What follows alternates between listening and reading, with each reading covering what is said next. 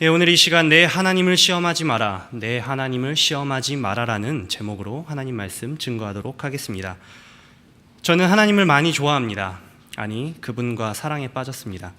그분의 목소리를 너무도 듣고 싶고 하나님께서 다른 이들에게 하신 이 성경책에 기록된 말씀들이 마치 저를 향해 말씀하신 것과 같은 착각 속에 살고 있습니다. 저는 하나님과 평생 그리고 한시도 떨어져 있고 싶지 않습니다. 이런 저는 하나님을 사랑합니다. 하나님께서도 저를 많이 사랑하십니다. 저는 확신합니다. 그분을 향한 저의 사랑이 외로운 짝사랑이 아니길 바라기 때문만은 아닙니다. 정말 하나님께서는 저를 많이 사랑하십니다. 하나님께서는 제가 하나님보다 다른 것을, 그분보다 더 사랑하는 것을 두고 보지 않으십니다. 아니, 그것들에 대해 언급조차, 생각조차, 마음조차 쓰지 않기를 바라십니다. 그리고 무엇보다 그분 역시 저와 항상 함께 하시기를 원합니다. 전 알 수 있습니다. 하나님께서는 저를 많이 사랑하십니다. 여러분들은 하나님을 사랑하십니까? 그리고 하나님께서 여러분들을 사랑하십니까? 여러분들은 하나님을 사랑합니다. 개인마다 정도가 차이가 있겠지만 적어도 하나님께서는 여러분들을 저보다 더 사랑할 것입니다. 그렇게 생각하니까 여러분들에게 좀 질투가 납니다. 한 여인이 있었습니다. 그 여인에겐 오랜 친구인, 어쩌면 친구보다 더한 감정을 품은 사이일지도 모르는 남자가 있었습니다. 그러나 이 남자는 이 여인의 마음을 아는지 모르는지 다른 한 여자를 사랑하고 있었습니다. 이 남자의 오랜 친구인 여인은 자신의 친구인 남자의 부탁으로 그 남자의 사랑을 받고 있는 다른 여자에게 남자의 마음을 대신 전해줍니다. 그러나 그 마음을 받은 여자는 되려 소식을 전해준 여인을 괴롭히고 그 남자의 사랑을 무시하며 자기를 사랑하는 남자의 마음을 이용하여 그 남자의 마음을 아프게만 만듭니다. 그리고 아파하는 남자의 모습을 보며 그 남자의 오랜 친구인 여인은 다른 여자에 대한 분노와 안타까운 마음을 감출 수 없어 합니다. 너무 뻔한 이야기입니까? 마치 주말에 TV를 보면 나올 법한 드라마 내용 같지만 이것이 우리가 읽은 오늘 본문 성경 예레미야의 전체적인 흐름으로 봐도 될 것 같습니다. 예레미야서를 통해 하나님의 선지자 예레미야와 우리가 사랑하는 하나님, 그리고 하나님의 대언자인 예레미야를 핍박하고 하나님의 사랑을 무시한 여자 이스라엘의 이야기를 풀어내고 있다는 것입니다. 하나님께서 너무나도 사랑하는 그러나 패역한 이스라엘, 그리고 그러한 이스라엘에게 하나님의 마음을 전하기 위한 하나님의 사람 예레미야. 내가 너무나도 사랑하는 사람을 아프게 하는 사람을 보았을 때 드는 감정이 어떠합니까? 분노와 슬픔, 그리고 내가 그들의 마음을 어찌할 수 없는 무력함 등을 느낄 것입니다. 이스라엘을 보는 예레미야의 마음이 그렇다는 것입니다. 우리 가운데도 이스라엘과 같은 여자가 있습니다. 이 사람은 나보다 훨씬 더 형통함을 누리고 있는 악인일 수도 있습니다. 또 겉으로 하나님을, 교회를 위한 척 살지만 속에는 더러운 자기의 욕심과 죄악으로 가득 찬 사람일 수도 있습니다. 또 이런 이들보다 더 악한 이들도 있습니다. 여호와를 대적하여 살지만 그럼에도 불구하고 하나님께서 자기를 사랑하는 줄 알고 하나님의 사랑을 이용하는 자들입니다. 이런 이들에게 예레미야는 성경을 통해 말씀하고 있습니다. 제발 내가 사랑하는 하나님을 시험하지 마라. 오늘 본문은 하나님과 예레미야의 대화로, 세 번의 대화로 진행됩니다. 이 둘의 대화를 통해서 이스라엘을 향한 하나님의 진노와 긍휼, 그리고 사랑하심에 대해 알기를 원합니다. 또한 진정한 사랑이 무엇인가, 진짜 사랑을 알지 못해 외로운 분들, 예레미야 성경 속에서 찾으시길 바랍니다. 본문을 살펴보겠습니다. 오늘 읽은 본문 말씀은 자신을 저주하는 이스라엘 백성을 향한 예레미야의 탄식으로 시작됩니다. 10절 말씀은 예레미야의 괴로운 심정을 잘 표현해주고 있습니다. 자신의 어머니가 자신을 온 세상에 다투는 자와 싸우는 자를 만나게 하려 나왔다 고백하며 저주받은 자신을 고백하고 있습니다. 이런 예레미야에게 하나님께서 무엇이라 말씀하고 계십니까?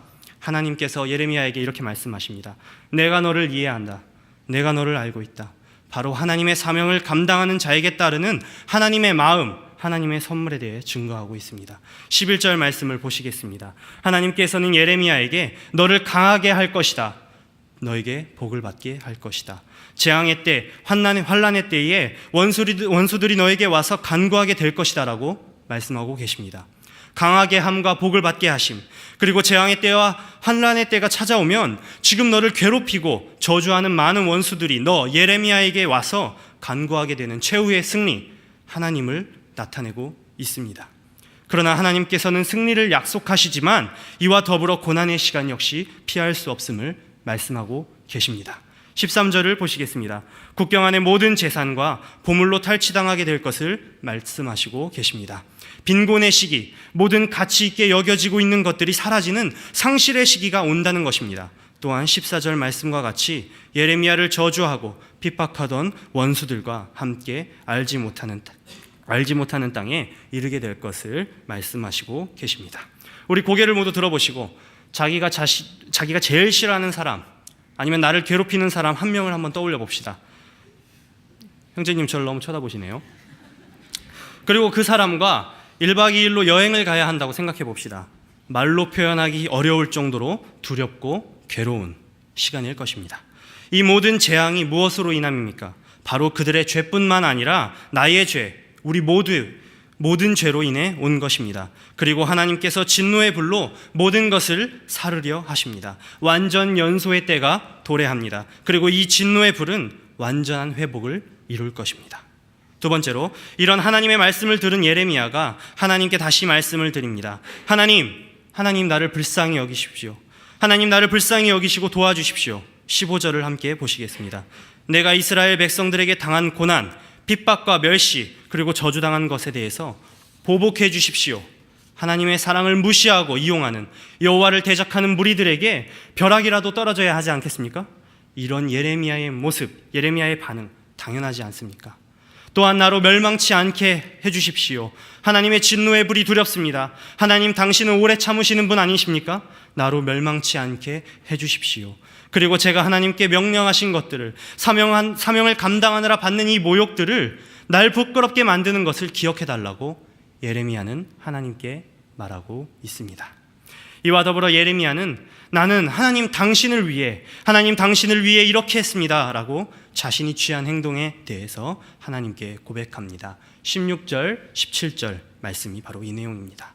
먼저 말씀을 묵상하는 자신의 모습을 이야기하면서 자신이 여호와께 속하였으며 말씀이 나의 기쁨과 즐거움이 원천이 되었고 고백합니다. 또 바로 하나님과 동행하고 있는 자신에 대해 변호하고 있는 것입니다.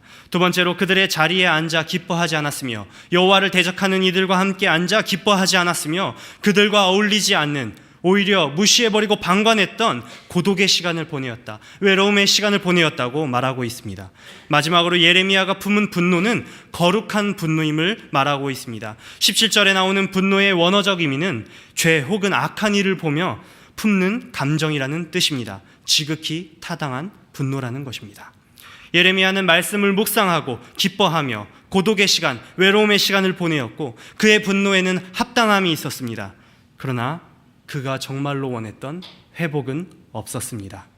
하나님께서 약속하신 강하게 해준다는 것과 복은커녕 대적들은 득세하고 핍박과 고난의 정도가 더욱 심해지고 있었습니다. 그런 예레미야는 하나님께 당신은 물이 말라서 속이는 시내입니까? 나를 속이시고 계시는 것입니까? 라는 원망을 18절 말씀을 통해서 보여주고 있는 것입니다. 세 번째, 하나님께서 이런 예레미야에게, 원망하는 예레미야에게 19절 이하를 통해서 말씀하고 계십니다. 나는 너의 견고한 반석이 되겠다라고 말씀하고 계시는 것입니다. 첫 번째, 내게로 돌아오라. 그리하면 다시 이끌어 내 앞에 세우리라고 말씀하십니다. 바로 내게 명한 사명의 자리로 돌아오라고 말씀하시는 것입니다. 여호와를 시험하는 대적들을 향해 욕하고 저주하며 그들을 무시하고 보복해달라 말하고 나름대로 고독의 시간을 갖고 있으나 회복이 일어나지 않는 이유는 악은 물들기 때문입니다. 예레미야는 특별한 더 원에서 원 오브 댐이 되었습니다. 그들을 보복해달라 말하는 예레미야 역시 하나님을 대적하는 사람들과 같은 사람이 되었다는 것입니다. 때문에 우리 역시 날마다 돌아와야 합니다. 어디로 돌아와야 합니까? 하나님께서 우리에게 명하신 자리, 비록 그 자리가 날서린 저주가 몰아치더라도 그곳으로 돌아가야 합니다. 그리고 그 자리에 우리는 굳건히 서야 합니다. 두 번째, 헛된 것을 버리고 귀한 것을 말하라 말씀하십니다. 쓸모없는 말을 삼가고 값진 말을 하라고 말씀하시고 계신 것입니다.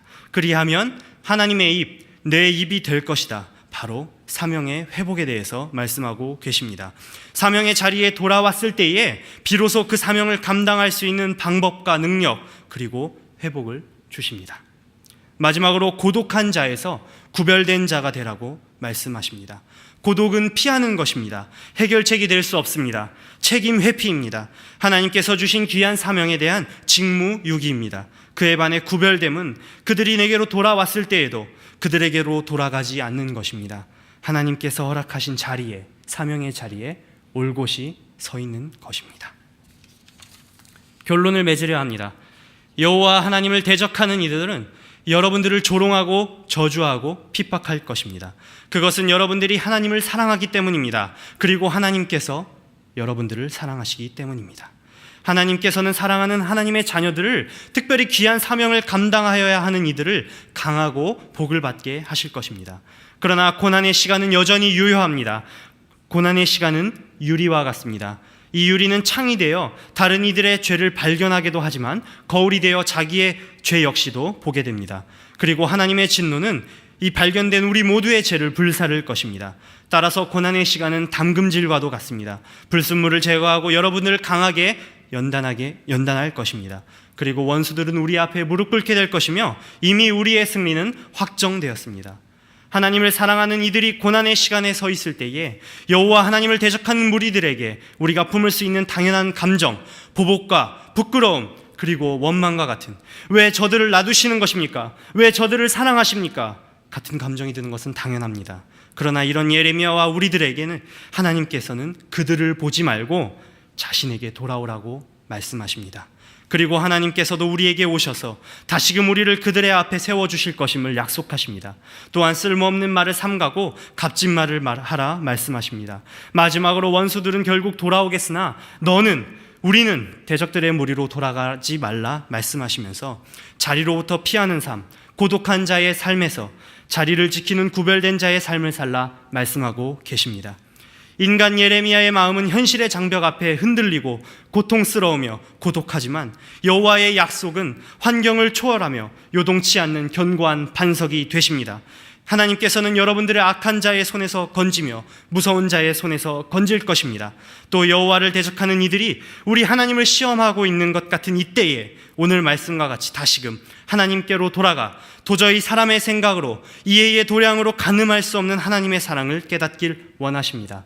그러므로 인해서 오늘 제목과 같이 하나님의 사랑을 악용하는 이들이여 내가 사랑하는 하나님을 시험하지 마라라는 화를 품는 자가 아닌 그들이 그분의 사랑을 알기 원합니다. 그들을 위해 울어줄 수 있는, 그러나 그들과 구별된 삶을 사는 성도님들 되시길 주님의 이름으로 소망합니다. 기도하실 때에 첫 번째, 혹시 내가 하나님을 시험하고 있지 않습니까? 아니, 다른 이들의 입술에서 내 하나님을 시험하지 말아라고 말하도록 내가 만들고 있지 않습니까? 철저한 회개가 필요합니다. 하나님의 진노의 때가 이를 것입니다.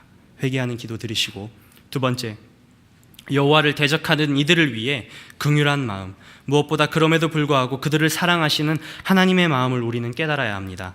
그리고 우리 역시 그들을 위해 기도해야 합니다. 이해하라는 것이 아닙니다. 또는 그 반대로 무시하고 방관하라는 것이 아닙니다. 분명 우리에게 이 자리에 보내신 하나님의 목적, 사명이 있습니다. 우리는 이 자리에 바로 서서 하나님의 역사하심과 그들의 변화와 회복을 위해 울어야 할 것입니다. 그때에 하나님께서 우리를 악한 자의 손에서 건지며 구원하실 것입니다. 또한 하나님께서 견고한 노성벽이 되어 우리를 향한 날서린 저주와 핍박을 견디고 막아주실 것입니다. 우리를 이기도록 구하여 건져달라고 함께 기도하시겠습니다.